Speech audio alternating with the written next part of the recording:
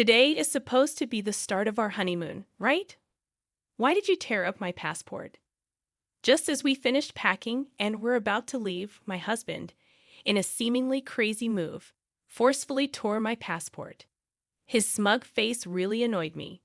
Honestly, I never planned to go with him in the first place. My intention was to go with my mom. I sensed some tension before we got married, but I had no idea the complicated relationship between my husband and my mother-in-law was this deep. I've never heard of anyone's mother-in-law taking over their honeymoon, at least not in my circle. This unbelievable situation shocked and angered me. But most importantly, I felt really uncomfortable. I started questioning if I made a huge mistake choosing him as my partner. As he brought out scissors and began shredding the passport, I looked at my mother-in-law grinning from ear to ear and thought I needed to get away from here as fast as possible. Unexpectedly, I had the perfect evidence to expose these two. My name is Sarah. I'm 29 years old and have been working for 7 years. Recently, I got the proposal I'd always dreamed of from my boyfriend of 4 years. And now I'm in the middle of planning our wedding and honeymoon. I met my husband after I started working. I've always been the low-key type, and though I had my first boyfriend in college, it seemed he lost interest in the quiet and not-so-exciting me, and we drifted apart. Years passed without me dating anyone seriously until I started working. I never imagined that out of all my colleagues, I'd be one of the first to get married. My husband was a senior at my company when I was a newbie, and he always supported me whenever I struggled with unfamiliar tasks at work. The only guy I dated in the past was a classmate, but there's something about someone 5 years older. I found my husband dependable and trustworthy. When he asked me out on our first date, I was over the moon. I still cherish the dolphin figurine we bought during our first date at the aquarium. When he said he wanted to date with marriage in mind, I felt like I was on cloud 9. We went on many dates, and he proposed to me at the same aquarium where we had our first date. Can I really be this happy? That night, I was so thrilled that I couldn't sleep, and I still remember that feeling. With my head still in the clouds, we quickly decided to visit his parents' home the following week. However, it was during this time that I began to feel uneasy about the idea of getting married.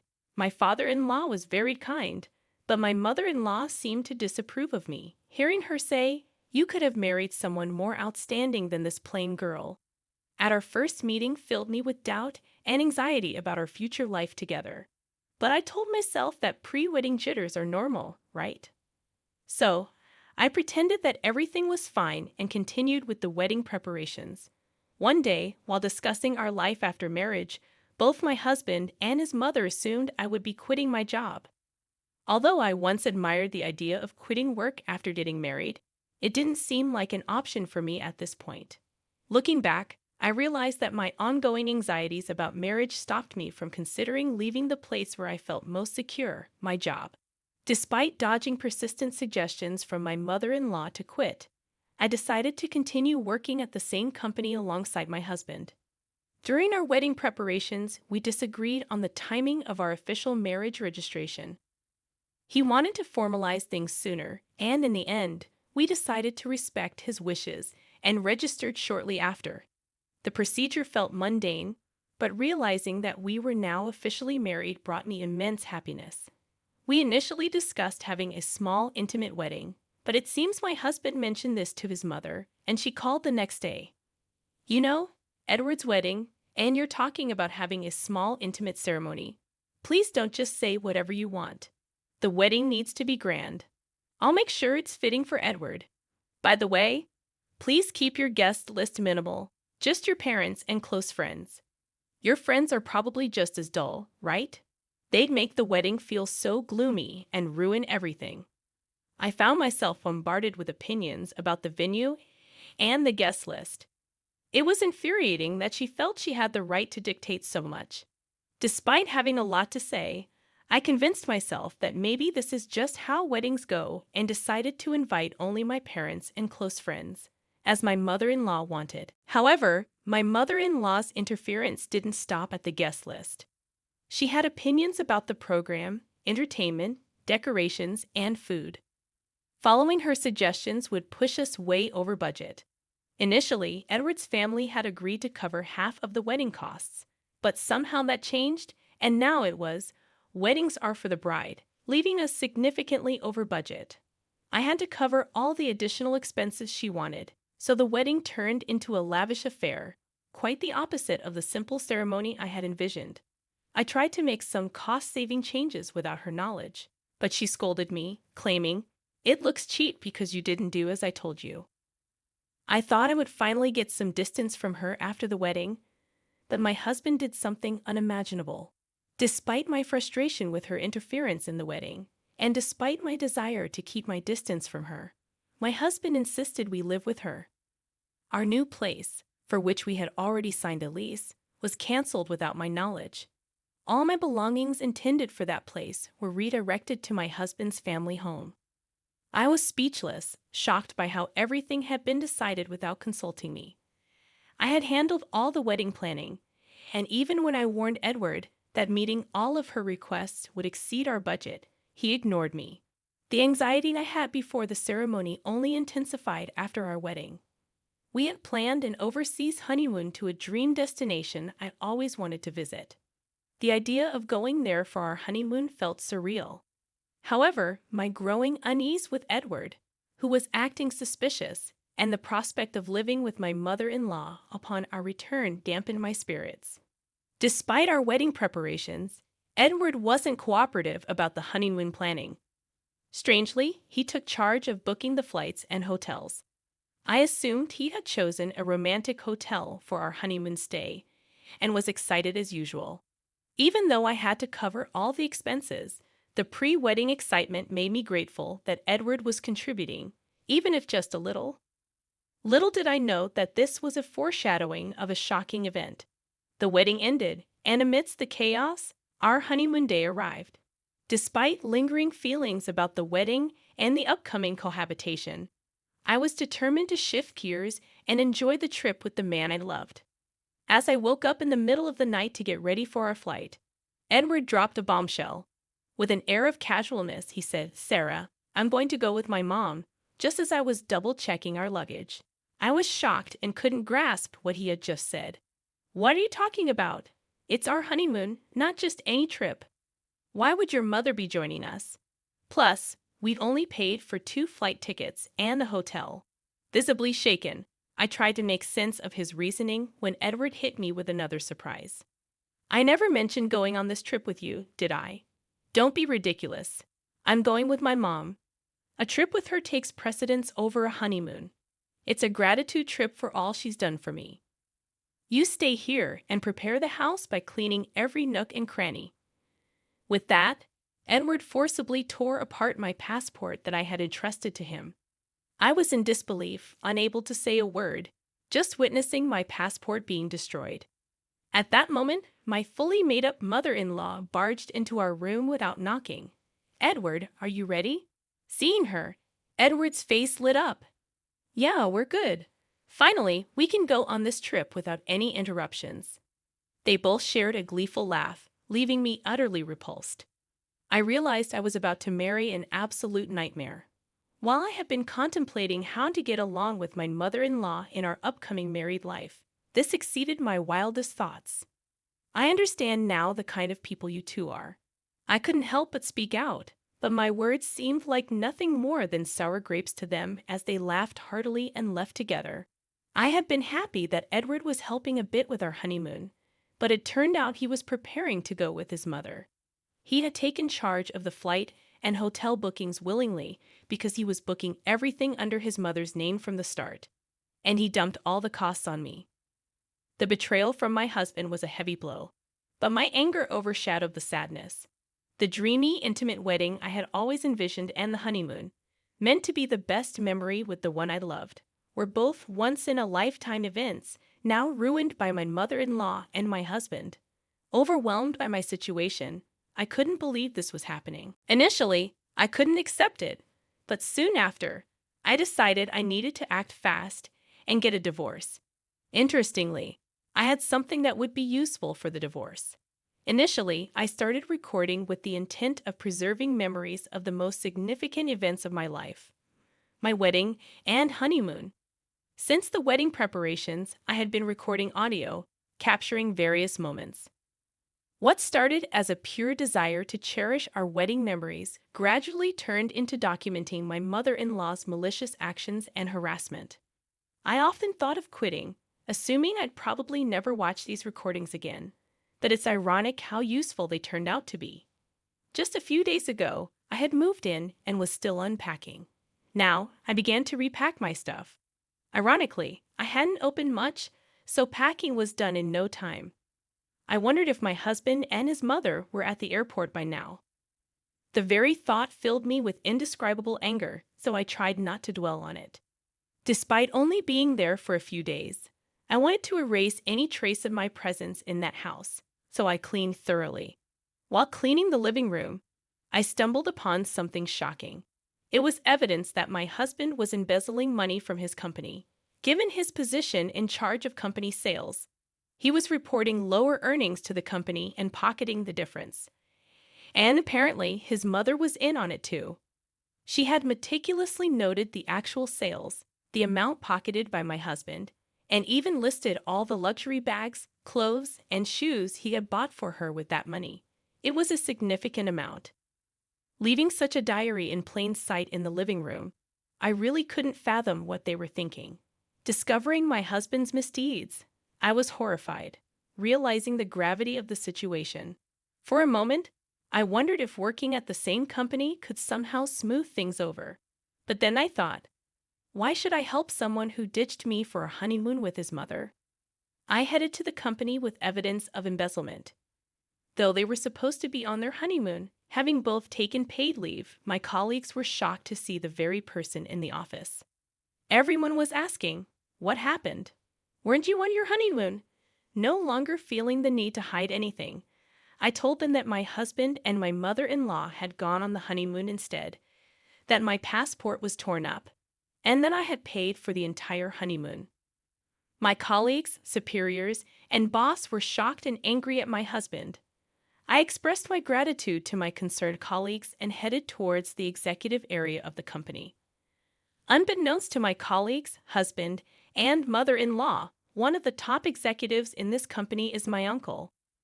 I intentionally kept this fact hidden to avoid any perception that I got the job through connections. I applied to the company without disclosing my relation to my uncle and earned the position based on my own merit.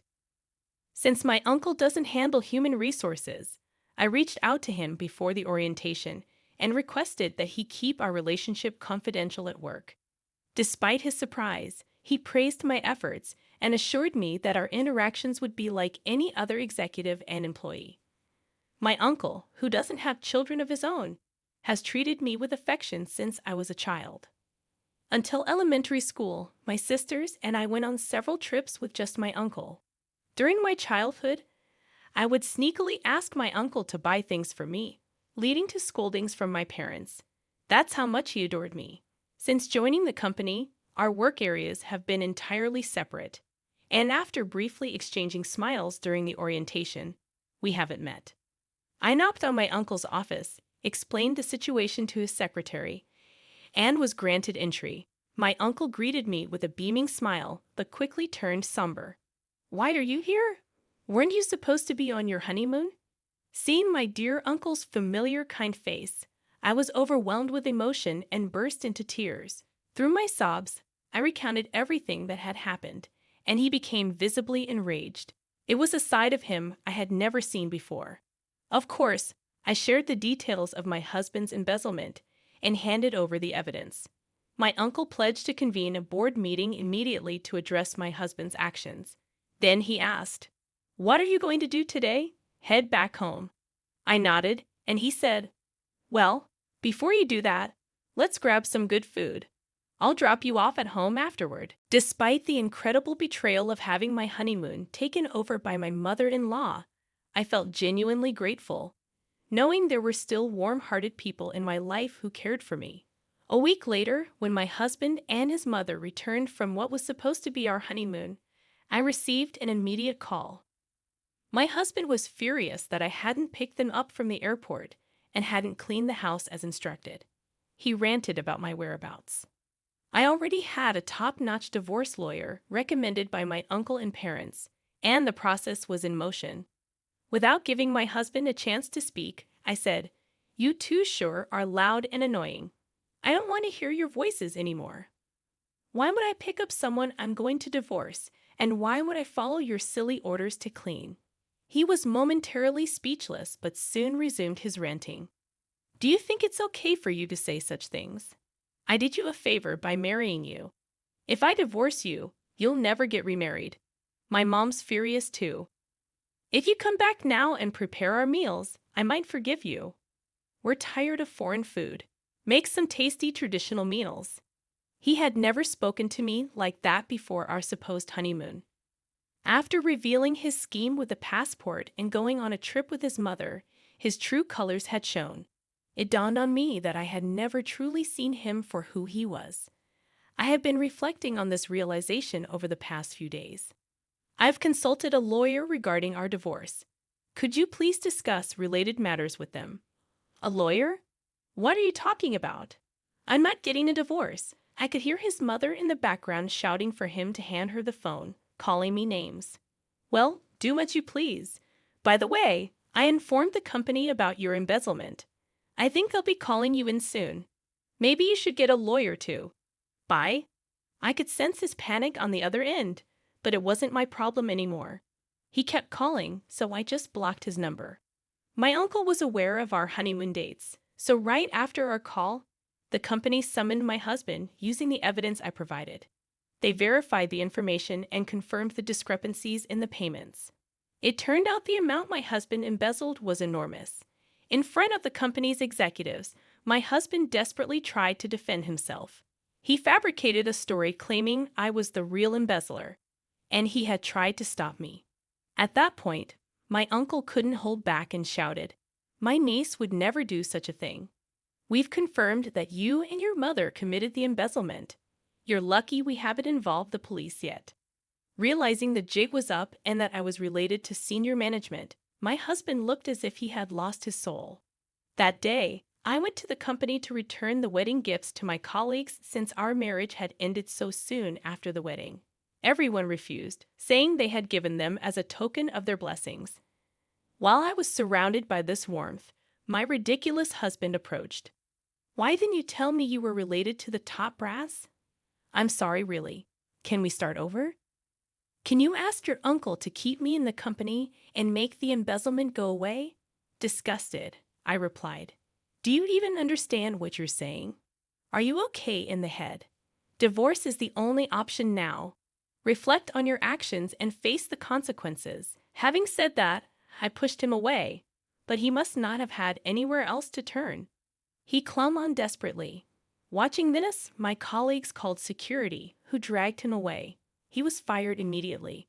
Regarding the embezzlement, it seems the company is seeking damages from my husband. After finding out about the whole situation, my mother-in-law repeatedly tried to contact my family. However, once she consulted my sensible father-in-law, the calls stopped. I had always wondered why my sensible father-in-law had even allowed our honeymoon in the first place. But when he later came to apologize, admitting his mistake, I understood. After hearing his side, he had believed my mother-in-law was going on a domestic trip with her friends.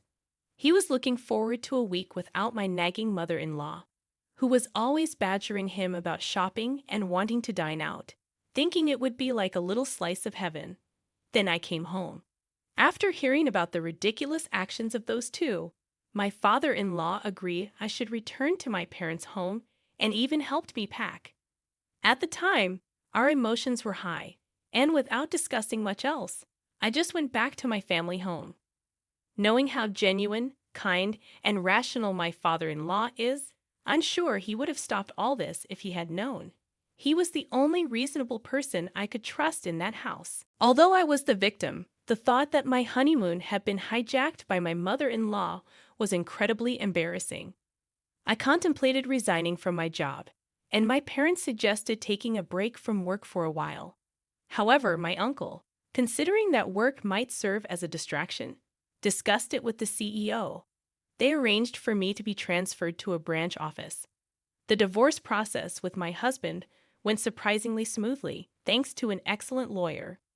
Later, I discovered my father-in-law's involvement. When planning our wedding and discussing expenses, it turned out my husband had almost no savings. My in-laws, an average working-class family with my mother-in-law's wasteful spending habits, had minimal savings, as my father-in-law ruefully mentioned. Considering the short duration of our marriage, the alimony was substantial, and surprisingly, my father-in-law sold the family home to cover it. Their home was not in a city center, but in a close-knit community. On the day I was supposed to leave for our honeymoon, I returned to the family home, luggage in hand, and with neighborhood gossip in play. Rumors quickly spread. The stories grew exaggerated, making living in that area unbearable. Initially, my mother-in-law, always concerned about appearances, approved of our marriage because both my husband and I worked for prominent companies, a status symbol for her. Now, with rumors circulating due to her actions, she likely couldn't bear to live in that house.